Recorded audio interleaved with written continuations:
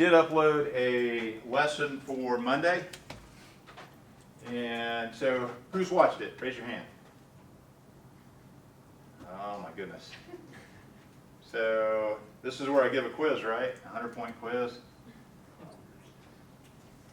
Ooh, that would suck. I'm not going to do that. But, okay, so I'm expending a considerable amount of effort to videotape each one of these sessions, right? I don't have to do it, all right? I'm doing it for a couple different reasons. Number one, it becomes a resource for you, so that when it comes time to review, you can actually go back and look at the videos, all right?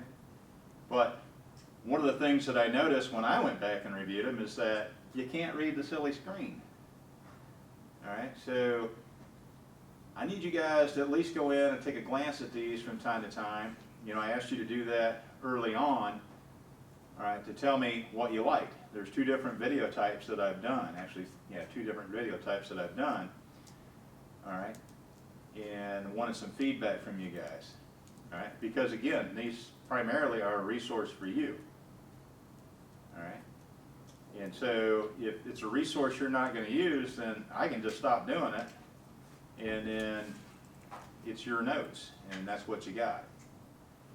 All right, so please use the resource that I do for you, all right, because I am expending a lot of extra time to do this. All right, so we talked about context diagram, swim lane, and so today we're going to talk about the flow chart. All right, and we'll actually do a little model demonstration of the order portion of the restaurant visit. All right, and then we'll talk about the state diagram, probably not today. So just like the cross-functional process map, the context diagram, there are specific symbology that we use. All right, and so we have actions or tasks, which are within the squares. All right. We have the circle, which indicates a start or an end, either or. And then we have the diamond for a decision matrix. And the decision matrix always has to have at least two branches. If it's a decision, there's at least two options, right? There can be multiple options, but there has to be a minimum of two. That sounds suspiciously like a test question. And then flow lines themselves, all right?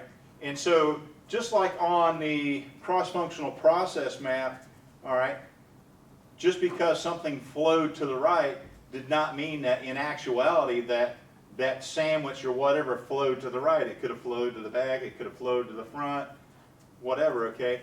It was a logical sequencing, all right? So flow lines here as well, all right, they're not showing inputs or outputs, but they show the sequence of things as they go. So that's why we have a specific start and an end, all right?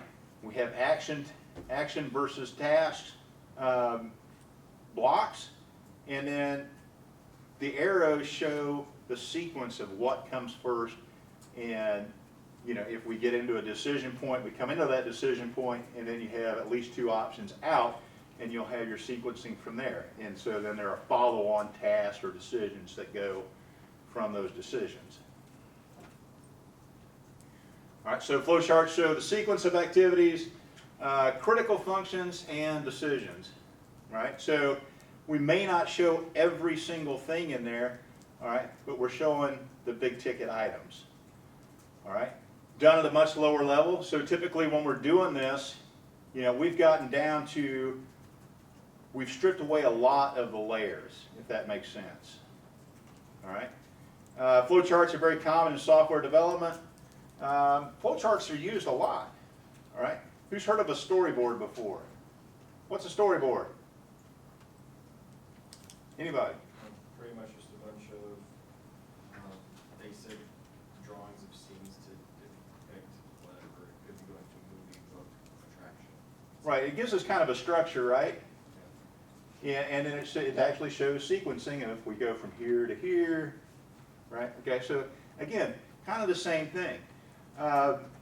So again, this setup, this slideshow is set up more for the computer science side of things, but it still applies for anything that you're going to do that is involved with systems.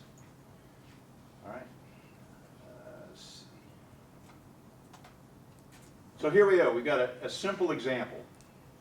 All right. So we have a start. All right, but we don't have an end yet. I think it's on here. Yeah. So we have a start, designated with a circle. We have the sequence of, you accept payment. Okay? Yes, they accept payment. Credit or cash. All right, so if it's credit, we're going to exit out this side. All right, which gives us an action. And then, whoop, we wind up as an end. All right. If they're not paying with credit, they're paying with cash. All right. So we have an action here. Is there change due? Give them change. Could I split this down even lower? Absolutely. All right. I could split this lower, but I don't necessarily need to because we're looking at critical pieces of this. Okay. Is everybody following?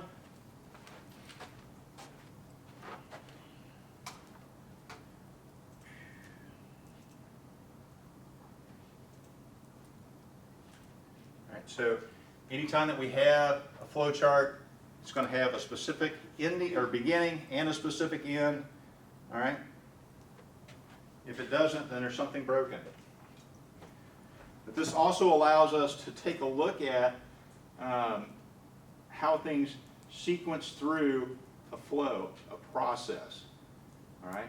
And so it gives us an idea of what thing has to happen before this. It gives us an idea. It identifies decision points, all right, and it also can identify things that might be missing. All right, so here is our restaurant, right? So we take the customer order, which is where we start this flow, all right? We accept the payment, all right? Yep. So is it a credit card payment? All right. If it's yes, we run the card, all right?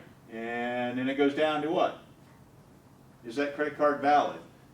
If it's not, what happens? We have an end. Nope, we're done. We exited this sequence. All right, does that make sense to everybody? All right. If it is accepted, then what do? We enter the order, all right, and then from there it flows down to give the customer change, receipt, cups, blah, blah, blah, and then we hang order on the, so this becomes the expedite. All right, so real simple way to show how things sequence through a process. All right, everybody good?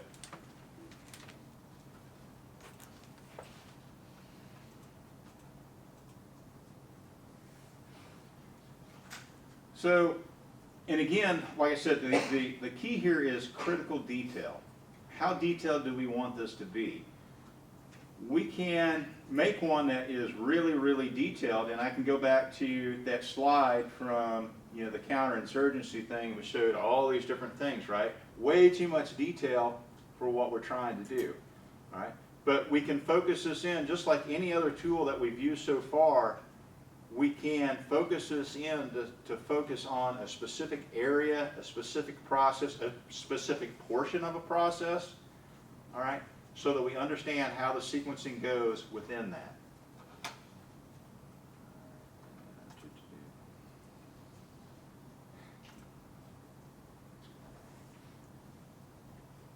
All right, so here we've got an example.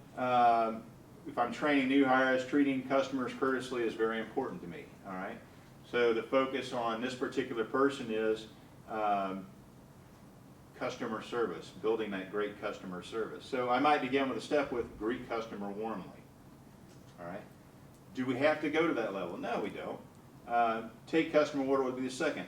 And then add more detail, replacing steps 4 and 7 with explain how to work the cash register. So what they're saying is that I can add more detail into this, all right? So if we look at from 2 to 3, accept payment, credit card payment, all right? And then it goes to run the card, all right? Could I break that down into several other different actions that I could flow the sequencing through? Yes, I absolutely could. So if we're hiring somebody brand new, I would probably want to do that, right? Because they may never have run a credit card through a machine before. All right, but if let's say that we hired a new manager, right, and they have a lot of fast food experience before, all right, they don't need to know how to run the card, so they can just look at this and be like, okay, I get it, I see how this should work, all right, and it's probably going to be very similar to what they've done in the past, but it may not be. We may have a different flow than what they're used to.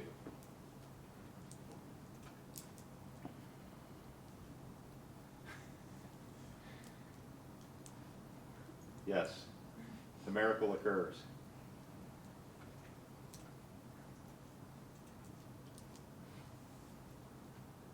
All right, again, this is computer sciencey.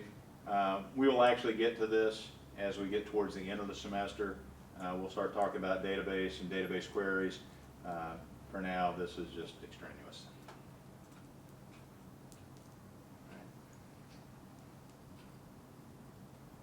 So here we go. They've added in the point of sale. All right, nothing extravagant.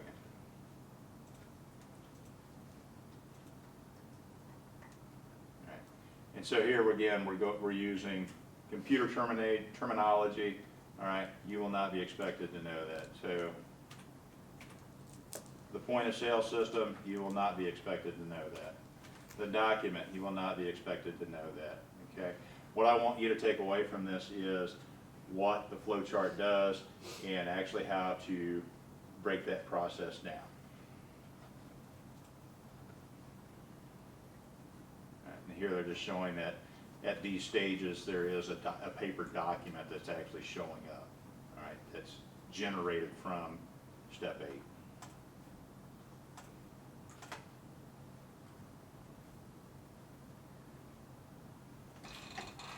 So again, sequence, the details, we can put as much detail into it as we need to. And again, that's going to be dependent upon who we're presenting this to. If it's somebody who's brand new to something, then we're going to have to add a whole lot more detail into it. If it's somebody who already has some base familiarity, then we can strip a lot of that detail out, because the critical sequencing is all they really need to know. They probably already know the more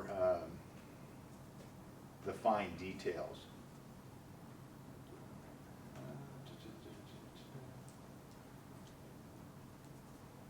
All right, so let's break up into 3 groups.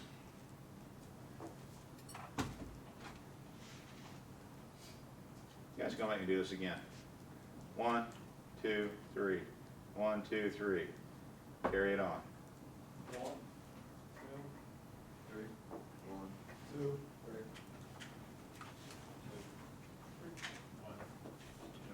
3. 3.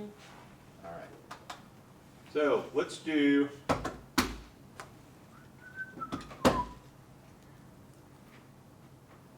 go ahead and break up in your groups.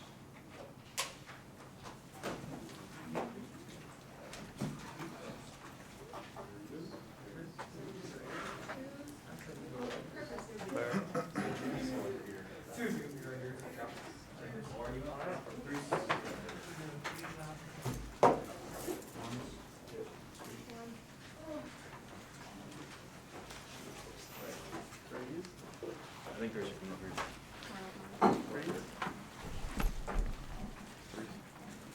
So let's do a flow chart for homework submission. Ooh. So within your groups, let's put together a flow chart for homework submission, and then we'll do 2 of them back there, and we'll do 1 of them up here. So your group will present what you've done and explain why you're doing it that way. So how does this start? What's the start piece? Seeing the assignment. You're telling us we have homework. Dot D assigns homework, right? That's where we start.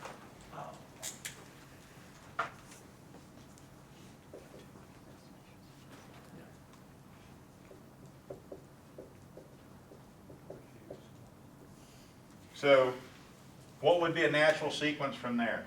There's probably a decision point, isn't there? A few days pass. Can I put this off till next week? Do I have to do it today? All right, you see where this is going, right? Yes. And so we're going to break that down. And so there could actually be 3 things that come off of this, or 4 or 5, or it could be a lot, okay? So in your group, come up with, so we start with the homework assigned, and then what does it end with? Homework submitted, right? So work that, and let's see what we come up with. We'll have each group do theirs, and then we'll talk about similarities, we'll talk about differences. We might have some aha moments. All right, so here we go. Okay, so you assign us homework. We have a decision to make. Do we do it or do we not do it? If we don't do it, we get 0%. Okay? If we do it, we have to decide when we want to do it. If we do it now, we have to decide computer or paper. If we decide on the computer, then we just sit down, we do the homework, and then we submit it. If we decide paper, then we do the homework, we scan the document, and then we submit. If we decide to do it later, then we have to decide to do it later, and then it goes back to the computer. Now wait, where's procrastinating this? Maybe they're not procrastinating. Maybe they have other things they have to do. Okay, so is there other stuff that we could add in here? Yeah, for sure. Okay. So as we go through, we'll see a lot of similarities, but we'll also see some things that are new. All right. So don't run off. Let's go here. Who's discussing this one?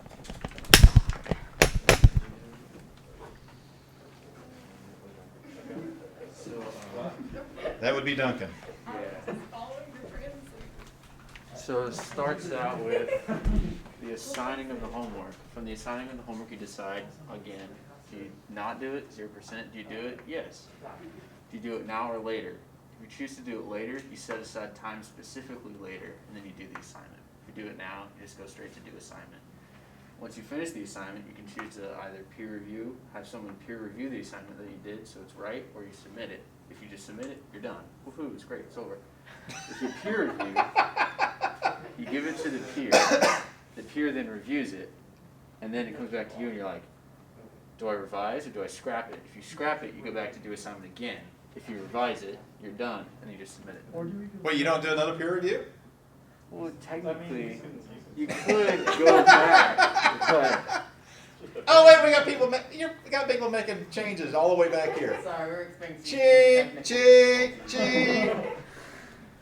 All right. I thought it was perfect. All right, just for all, we'll call it a day. It says start task. All right, here we go. What? Who's talking this one? Okay. Well, you're up there. All right, so all right, so we start when Dr. G assigns homework, unfortunately, and then we. Whoa, wait. What do you mean, unfortunately? It's how you learn. This is fair. This is fair. Well, actually, it's not how you learn. It's how you demonstrate that you actually learned something, That's even more fair, or that you at least went through the process. and even more fair. All right. All right. So then we decide when to do it. We can either do it later, forget about doing it, and then panic. Or we can just go straight to the next step, which is reading directions, which we'll get there eventually anyway. Once we read the directions, we follow the directions, and then we start task, and then we get confused about what's going on over here. Yeah, wait. Let me zero in on that. They told me to call This it. is what confusion looks like. Okay. They told me to All call right. it a day, so I called it a day. So if you get tired in the middle of the task, you can take a break, and then you eventually go to completion and then turning it in. Okay. All right. So as we go back through, what do we see similar in similarities? I guess I should do this on me, right? Only I can't see myself. So what do we see in similarities? Yes. All three of us have to decide when to do it. Right? And honestly, that was the first thing I thought about is that, somebody's going to be like, do I really need to do this? Will my grade withstand not doing this? And very first one. Yeah. So we were, we were on the same length. All right. What other similarities did we see? Everyone starts and ends at the same place usually. Okay.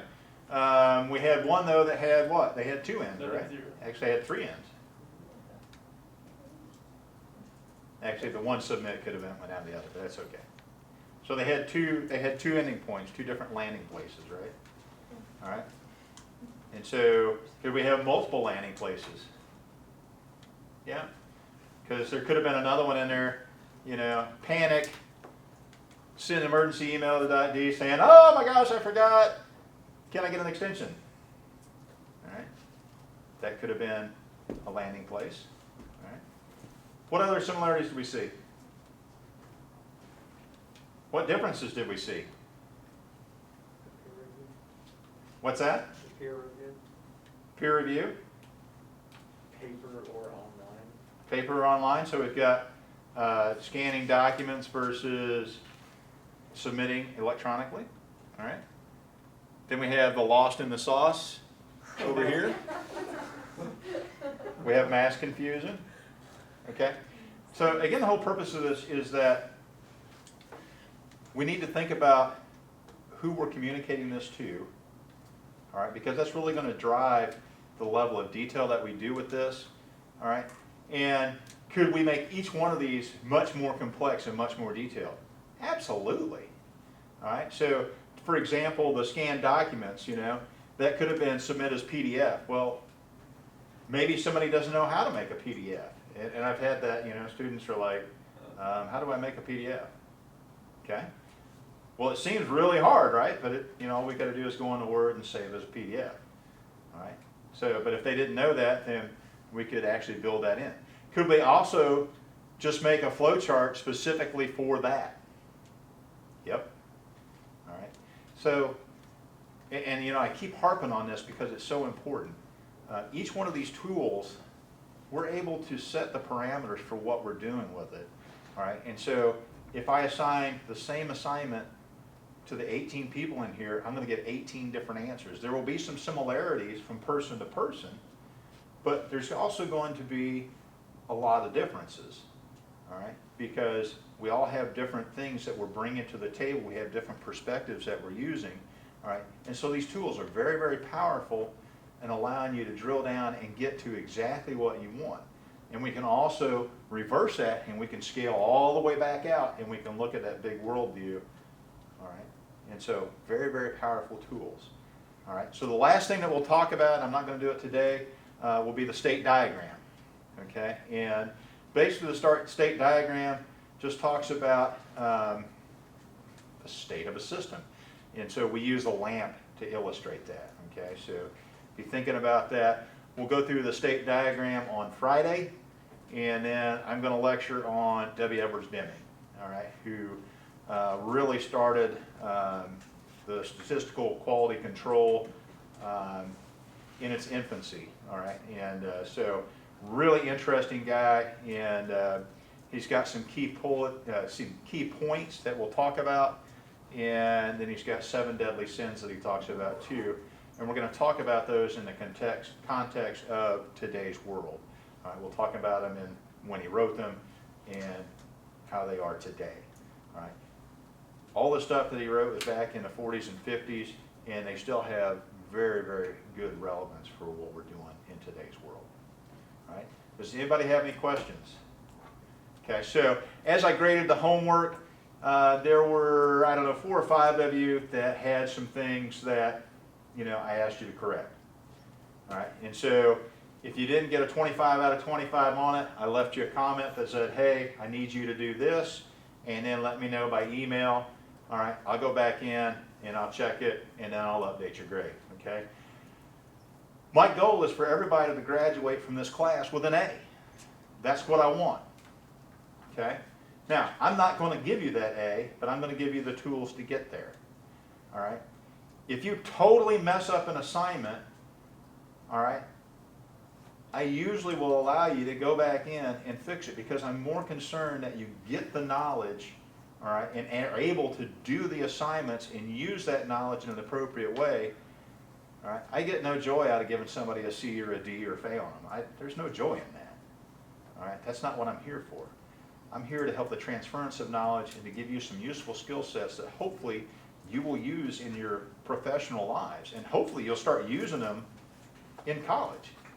Because man, if you start doing the stuff now and you start thinking it and refining it, you're going to be amazed at what you can do.